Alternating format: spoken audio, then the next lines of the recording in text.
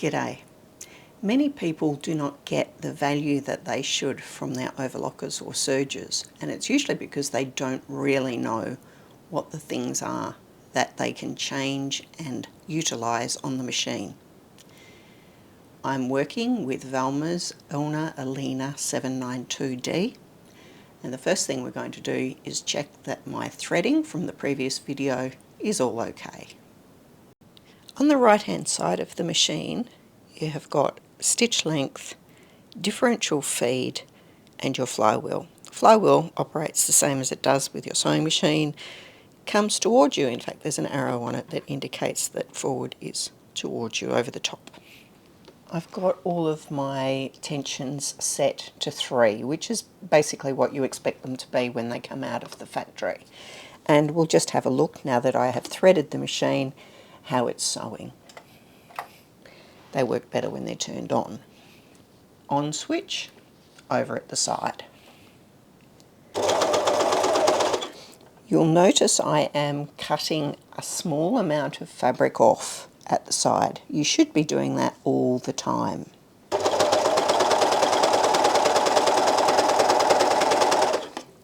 As I'm sewing along, I am cutting off a small amount of fabric at the side of what I'm doing. From your perspective, the lower looper, which is the green one, is doing that, and the upper looper is doing that. Where they come together and cross over, the fabric needs to be right where those two loopers come together. If you do not have the blade actually cutting things off, rather than being right in that corner, the fabric will be a bit away from it, and you will end up with loopy bits of thread hanging over the edge. And the reason for that is the machine is set up to make its stitches around where that cutter goes. So to get the best stitch, you need to be actually trimming some off. I just stitched along here and tested out how the machine looked without me making any alterations. I'm finding that there is a small amount of the yellow thread, so the left needle thread, coming through to the back. That may be because it's not pulled hard enough, and I'll give that a tug at the top, and it actually seemed like it was well in there. So I'm going to increase the tension slightly. The blue one is fine. The green is hanging over the edge a little bit. Not much, but a little bit. I'm going to increase that very slightly. And the red is hanging over the edge a little bit. I'm going to increase that slightly. On some machines, you would make those alterations for the green and the red by moving the knife. You can't move the knife on this machine. I'll do another row of stitching.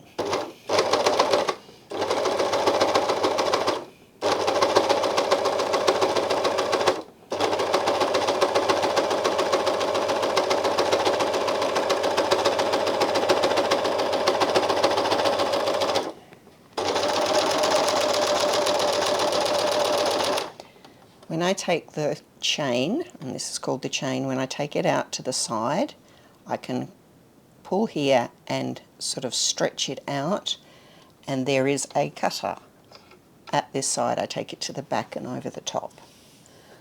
That has improved the yellow needle thread. I'm reasonably happy with what the green and red threads are doing, so I'm going to leave it like that. On the side here, I've at the top got my stitch length. I'm going to start with that on 4.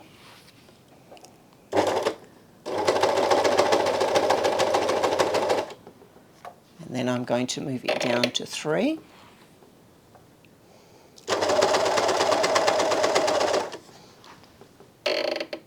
Two.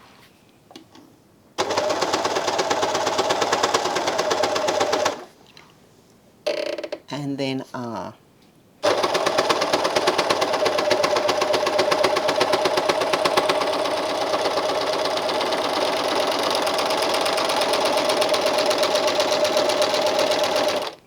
So we have 4 mil, 3 mil, 2 and R. I don't generally sew any shorter than R. There's not really any point to it. As with your sewing machine, we tend to use longer stitches when we're on thick fabrics. And this is made even more extreme if you are sewing with fleecy or wind cheating or polar fleece, anything where the back of the fabric is quite fluffy. The reason for this is the machine has got very little it can grab hold of when the back of the fabric is fluffy. So long stitches will give it more chance to get hold of it and actually pull the fabric through. Short stitches don't give it very much option to actually have an effect. I usually stitch with my machines around about the 3mm mark, but I will put them up to 4 if I'm on a particularly thick fabric. R is for rolled hem. I would rarely ever sew other than a rolled hem at that sort of length. This is your differential feed. Differential feed at 1 is normal. It goes up to 2.5 and comes down to 0.5. Differential feed is one of those strange things that's almost magical. People don't understand what it does or how it can help them. Essentially, this is how it works. If you have a look under the foot on your machine, you will see that there are 2 sets of feed dogs, a front set and a back set. When you've got your differential feed set to 1, they work together. If you set them to 2, the front set will work twice as hard as the back set. So it essentially is pulling in more fabric at the front than it's pulling out at the back. It's a bit like doing a gather. If you are doing the other way and going down to 0.5, the back set is going to work harder than the front set, so it's going to stretch the fabric. If you are doing a long seam, for example on the leg of a pair of pants, and you are finding that the whole seam is becoming a bit ripply, then by tightening up your differential feed, you can bring it all back to flat. But we can actually use differential feed to help us in other ways. I am going to use it at 2.5 on a single layer of fabric.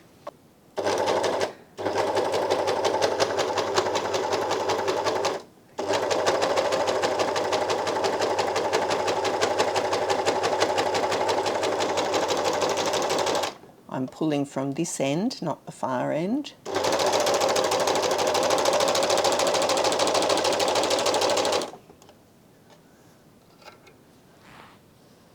And you can see that has very slightly pulled that edge in. So differential feed will essentially ease an edge in, and that's really handy for the top of sleeves. So you don't do it as you're attaching the sleeve, you do it to the sleeve before you attach it to the garment. And it just pulls it in a little bit, which is what we generally want to do with the top of a sleeve. Now I am going to increase, in addition to having the differential feed, I'm going to increase my needle tensions to 7. And just to add even more to it, I'm going to put a finger behind to make it harder for the fabric to come out.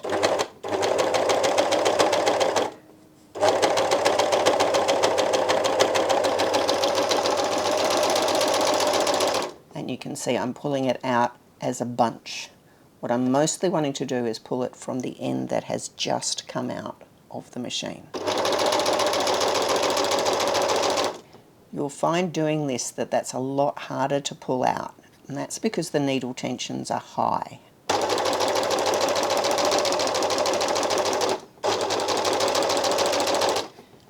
So that is the effect that I get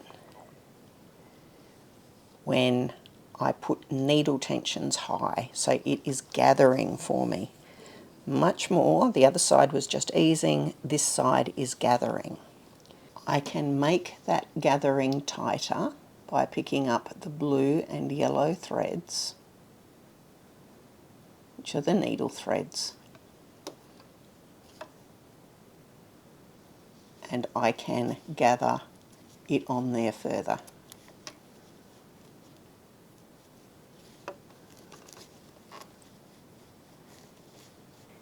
If you need to gather a lightweight fabric, it is far easier to do it with your Overlocker / Serger than it is with your sewing machine. Keep in mind, it's for lightweight fabrics, but gee, it works well. So it is gathering onto those needle threads. It is the easiest way to gather. If it has gathered too much, as long as I left those needle threads long enough, I can pull the gathers out onto those needle threads. Next, I'm going to put everything on my machine back to normal. Differential feed back to 1, stitch length is on 3, and put my needle threads back to 3. To do a rolled hem, I need to move this pink piece from S, which means standard, to R for rolled hem. So opening this out, I will first drop the blade. So to do this, we push it in, it's quite stiff, and turn it all the way down. While it's down, I'm putting my thumb on here and pushing this over. If I don't have my thumb on it, it's hard to push. So thumb on there, push it over. While it is pushed over, so the blade is over, I'm moving this from S to R. That's my lower blade. And then I need to put the upper blade back into place, which means pushing it over to the right and turning it round and getting it back into place. So I have moved the pins from standard to rolled hem. Now I'm going to turn my stitch length from 3 down to R, and I'm going to move my lower looper tension up to 7. Make sure that the fabric goes far enough across to be trimmed.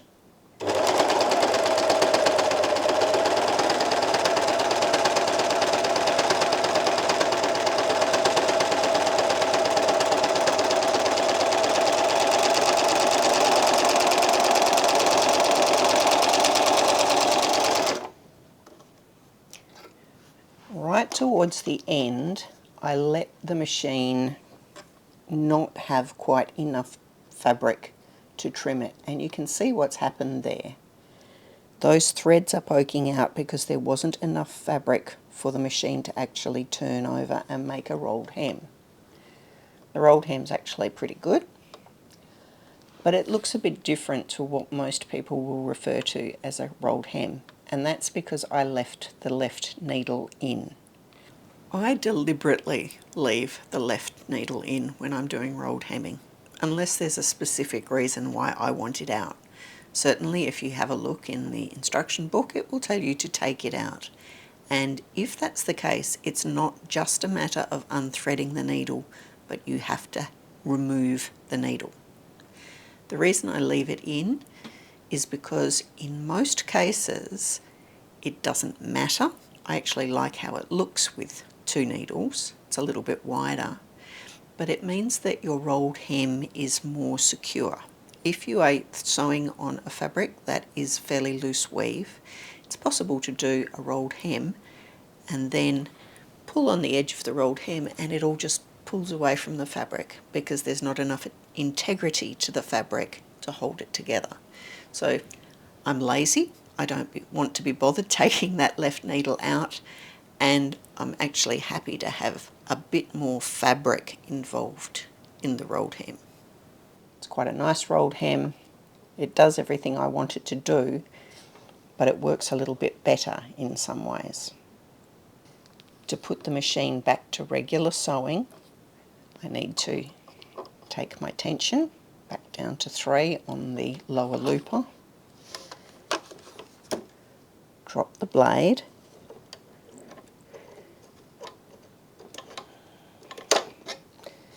move the lower blade across so I can shift the finger back in and let it go, and then make sure you put the blade back up.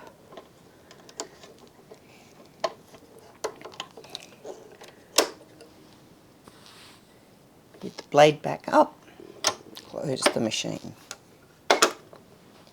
If I were sewing the shoulder of a t-shirt, I put the 2 layers together and just make sure that I'm trimming off something.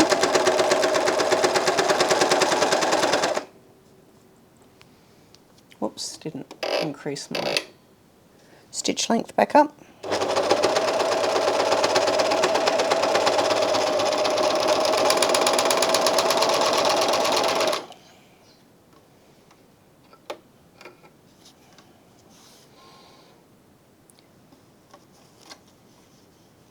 When I open that out, I should not be seeing anything other than potentially a little bit of the yellow and a little bit of the green threads. The others will not be visible, but there really shouldn't be very much visible at all. If there is something visible, it means that you've got thread that's not going through the tension discs properly. Because there are 2 needles on this, it's a safety stitch. You don't need to sew it with a sewing machine as well. Even if the yellow thread breaks, the blue thread is still there to keep things secure and not let them come undone. If I was going to then sew my sleeve seam here, I add my piece of fabric and stitch across.